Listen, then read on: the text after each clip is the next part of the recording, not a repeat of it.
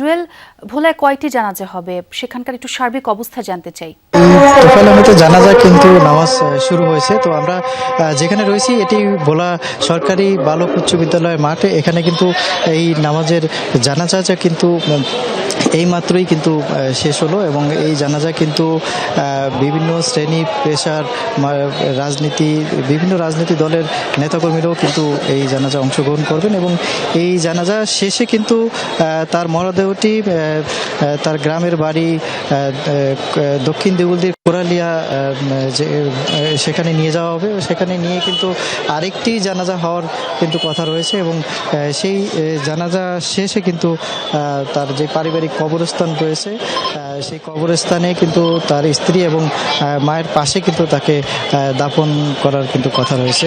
তো আপনাকে আরেকটি বিষয় জানিয়ে রাখি যে ঠিক 2:45-র সময় কিন্তু তোফায়েল আহমেদের মরদেহ বাই হেলিকপ্টারটি ভোলা হেলিপ্যাড এলাকায় আসে এবং সেখান থেকে একটি অ্যাম্বুলেন্সে করে এই ভোলা সরকারি বালক উচ্চ বিদ্যালয়ের মাঠে কিন্তু নিয়ে আসা হয়েছে এবং সেখানে নিয়ে আসার পরে তার পরিবারের লোকজন কিন্তু জানাজার সেখানে কথা বলেছেন এবং তাদের কথা শেষে কিন্তু জানাজা শুরু হয় এবং জানাজার নামাজ কিন্তু এখন শেষ হয়েছে এবং কিছুক্ষণের মধ্যে কিন্তু তার যেই মরদেহটি সেটি কিন্তু দক্ষিণ দিগুলি কোরালিয়া এলাকার উদ্দেশ্যে কিন্তু রওনা করবেন আমরা যেমনটা এখন জানতে পেরেছি।